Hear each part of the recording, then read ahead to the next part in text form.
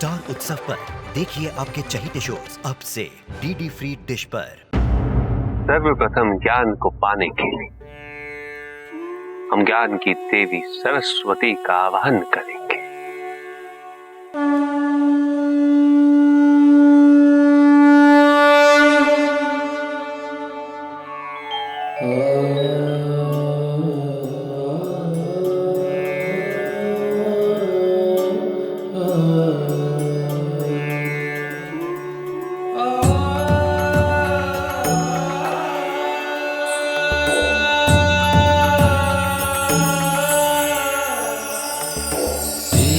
सरस्वती विद्यादायिनी ज्ञान का जग को भर दो, अपनी प्रभा से अतुल कृपा कर सृष्टि को भास्वर कर दो। देवी सरस्वती विद्यादायिनी, देवी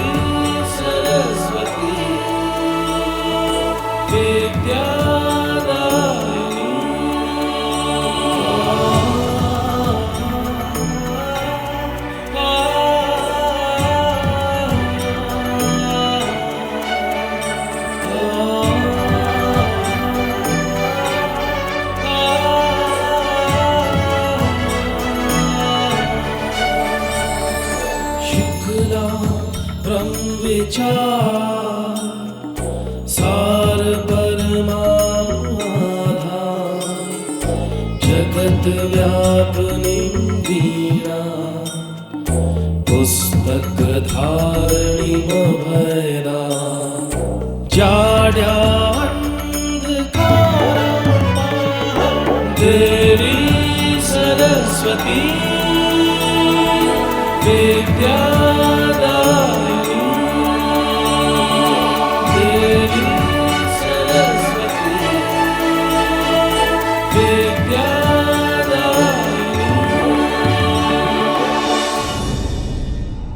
महादेव आवाहन करें और देवी सरस्वती प्रसन्न ना हो, ऐसा तो हो ही नहीं सकता। निसंदेह महादेव द्वारा की जा रही इस सरस्वती वंदना की ध्वनि जब देवी सरस्वती तक पहुंचेगी तब वो जहां कहीं भी होंगी निश्चय ही लौट आएंगी। हस्ते स्फटिक मालिका विद्यते पद्मासने, संस्थितां वन्दितां देवी परमेश्वरी भगवती, बुद्धि प्रदां शारदां देवी सरस्वती विद्यादायिनी।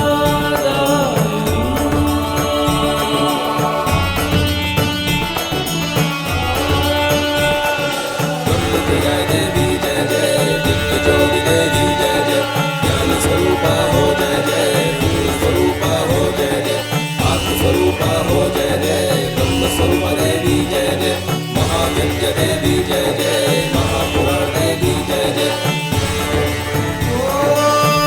कोटि कोटि भक्तों की भयार्णी कण कण ज्योतित चरणों, देवी सरस्वती विद्यादायिनी, देवी सरस्वती विद्यादायिनी, देवी सरस्वती विद्यादायिनी।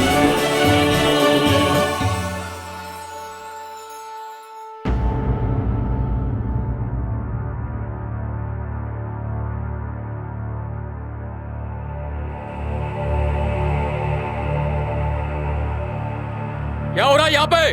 रुको, रुक जाओ।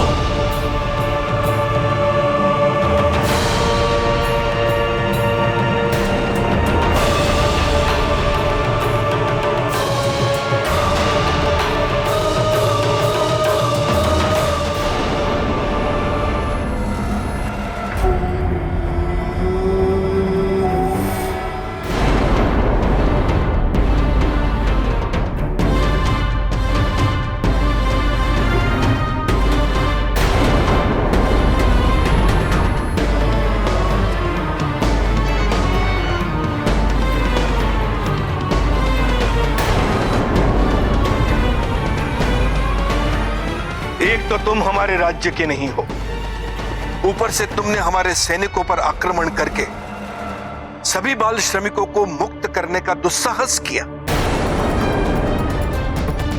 और अब राज्य के नियमों के विपरीत निशुल्क शिक्षा की योजना बना रहे हो। दंड मिलेगा तुझे, मृत्युदंड।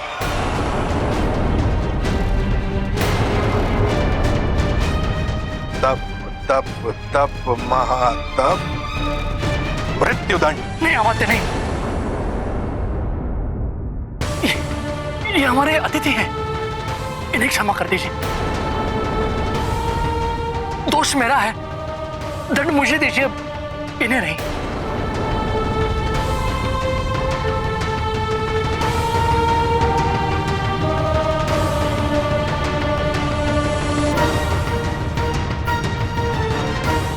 निश्चिंत रहो, तुम्हें भी दंड मिलेगा,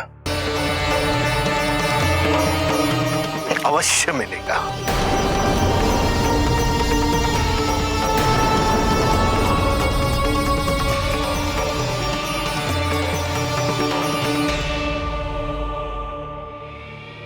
मित्रों, भोजन आपकी प्रतीक्षा कर रहा है।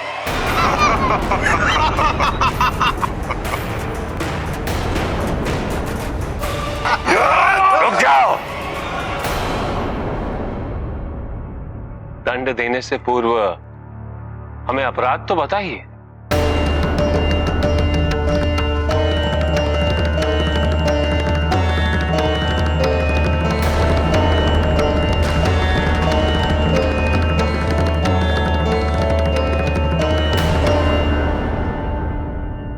ये वस्त्र किसने रंगा था?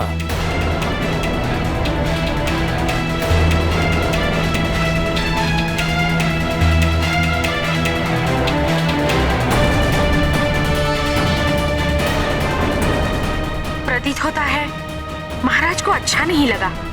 यदि मैं गायत्री का नाम लेती हूँ तो उसे दंड मिलेगा। मुझे ही उसकी रक्षा करनी होगी।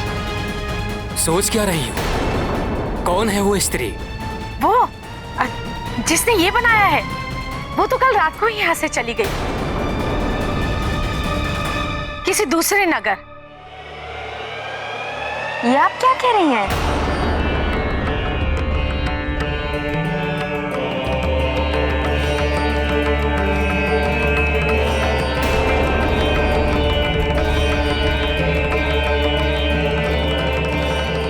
ये मैंने बनाया है। आप भूल गए? आपने तो इसकी प्रशंसा भी की थी। आपकी कला को देखकर महाराज अत्यंत प्रसन्न हुए। वो आपसे भेंट करना चाहते हैं। उन्होंने मुझे आदेश दिया है कि मैं आदर पूर्वक ससम्मान सहित आपको राजभवन ले आऊं। नहीं, मुझे अपने कार्य के लिए किसी सम्मान की आवश्यकता नहीं। यदि वो हमारे कार्य से इतने प्रसन्न हैं और मुझसे भेंट करना चाहते हैं तो उनसे कहिए कि यहाँ पधारे। मैं अपना कार्य छोड़कर कहीं नहीं जाऊंगी। आपका ये संदेश महाराज तक अवश्य पहुंचा दूंगा।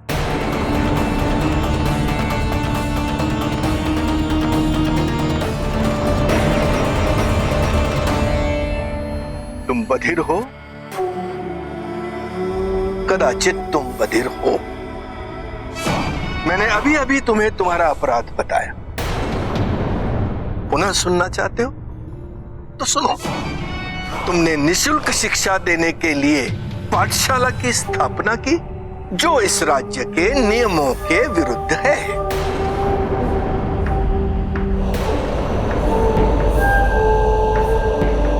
सुना? तुम्हारे राज्य के नियमों में ये कहां लिखा है कि यहाँ नए गुरुकुल की स्थापना नहीं हो सकती? आचार्य महातप के इस बात से मैं सहमत हूँ। मैंने राजा की सुनी है, हम सभी ने सुनी है, किंतु उसमें ये नियम कहीं नहीं था। तुम मेरे ही राज्य में मुझे ही नियम सिखाओगे? अमात्य ज्ञान मूर्ति को? तो ये भी जान लो कि ये भी एक अपराध है। तुम्हारी उदंडता इस बात को प्रमाणित करती है कि तुम दंड के लिए अधीर हो। आप मुझे शास्त्रार्थ में पराजित क्यों नहीं करते थे?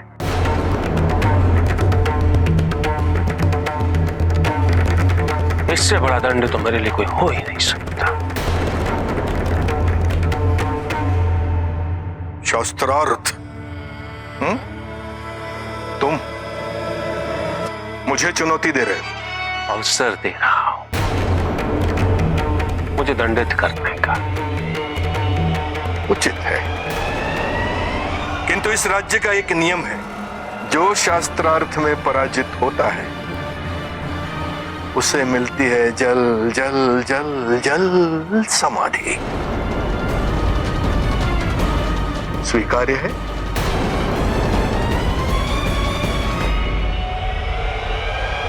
मुझे स्वीकार है।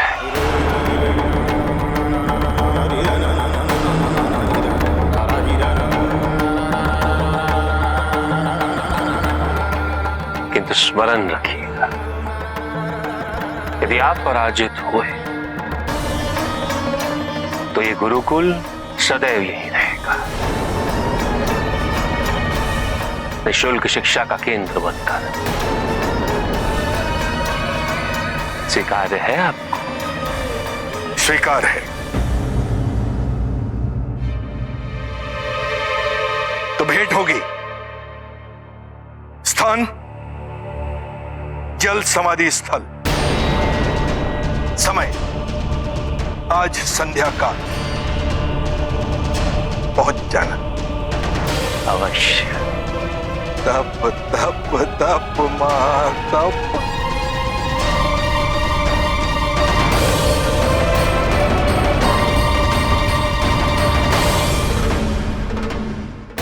ये क्या किया तुमने? तुम नहीं जानती हो कि राजा कितने क्रूर है। समय रहते तुम यहाँ से चली जाओ। किंतु जब मैंने कुछ अनुचित कहा ही नहीं तो मैं पलायन क्यों करूं? गायत्री, बात को समझो। हम असहाय स्त्रियां कुछ नहीं कर पाएंगी जब राजा अपने क्रूर सैनिक यहाँ भेजेगा।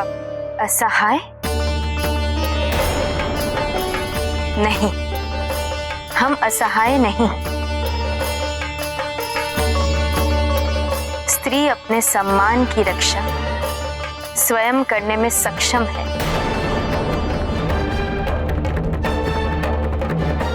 ये बताने का समय आ गया है।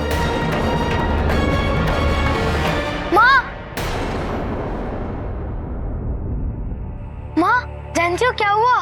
क्या हुआ? अमात्य ज्ञान मूर्ति सैनिकों के साथ पाठशाला बंद कराने आए थे। आचार्य को दंडित करने।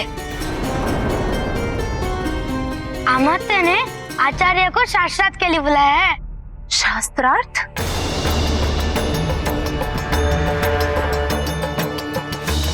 नहीं, वो तो मात्र एक षड्यंत्र है, किसी को छल से पराजित कर जल समाधि लेने पर विवश करने का।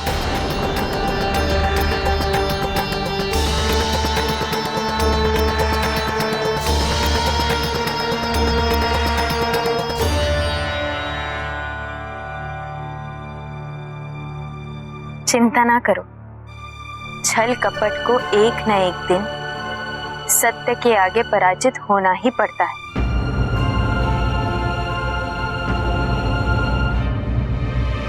कदाचित वो दिन आज हो।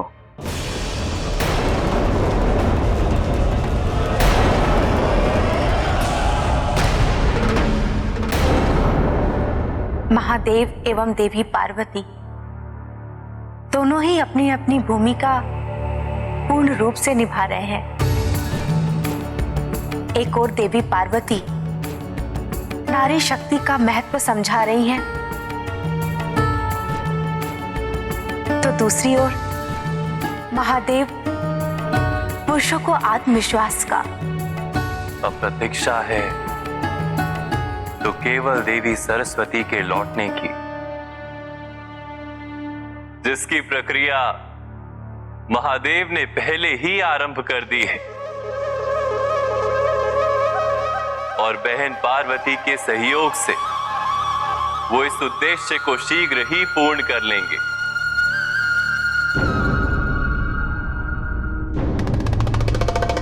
वो आचार्य महातप, उसमें कुछ तो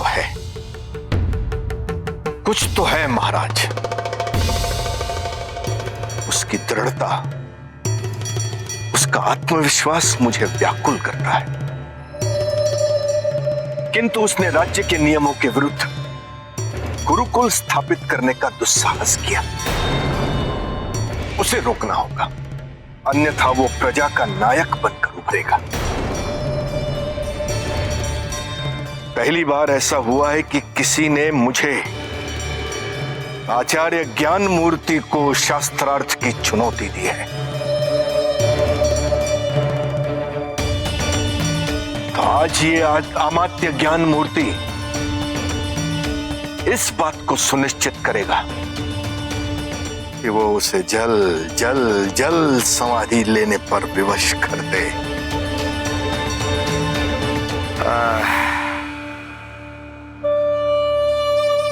उस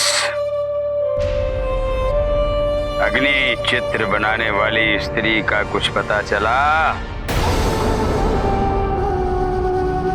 वो अब तक राजभवन में क्यों नहीं पहुंची? क्यों? महाराज की जय हो। वो स्त्री, उसका नाम लेकर आदर से संबोधित करो उसे। क्षमा चाहता हूं महाराज। देवी गायत्री, हमने आपका संदेश उन तक पहुंचाया, किंतु उन्होंने आपका प्रस्ताव अस्वीकार कर दिया और कहा है कि यदि महाराज हमसे भेंट करना चाहते हैं तो स्वयं महाराज को हमारे पास आना होगा।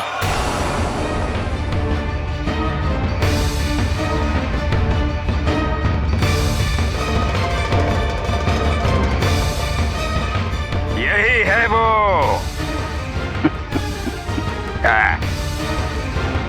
निस्संदेह यही है वो मेरी पूर्णता।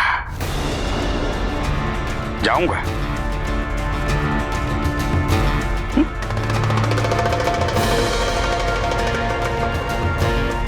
उससे भेंट करने अवश्य जाऊंगा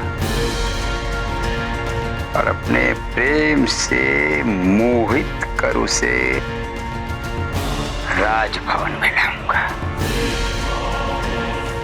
सम्मान के साथ, है ना? अवश्य महाराज। आनंद, अत्यानंद।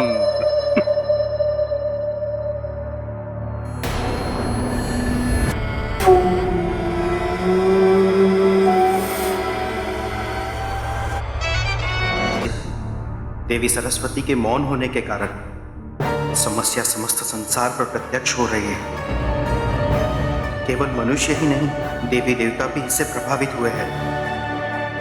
और ऐसे में आपने आचार्य ज्ञान मूर्ति के मार्गदर्शन करने का निर्णय लिया। ज्ञान मूर्ति देवी सरस्वती के महान उपासकों में से एक उपासक था।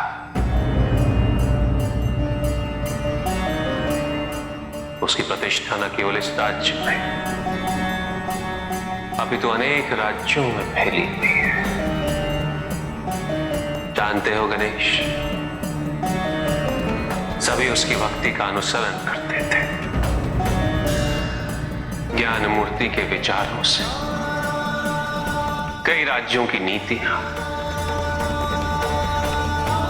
और नियम प्रभावित होते थे। देवी सरस्वती के मौन हो जाने के पश्चात ज्ञान मूर्ति विपरीत ज्ञान का प्रसार करने लगा और उसने स्वयं एक दिन देवी सरस्वती का सबसे बड़ा निरादर किया। उसने शिक्षा को व्यवसाय का रूप दे दिया। यदि अन्य राज्य भी इसका अनुसरण करने लगे तो ये समस्या समस्त संसार को विभाजित करने लगेगी। एक रोग के रूप में सब इससे ग्रसित हो जाएंगे गणेश। प्रत्येक गुरुकुल में देवी सरस्वती का और भी अनादर होगा। परिणाम स्वरूप देवी सरस्वती को प्रसन्न होने में बाधा अवश्य उत्पन्न होगी। इसलिए ज्ञान मूर्ति को उचित मार्ग दिखाना मेरी प्राथमिकता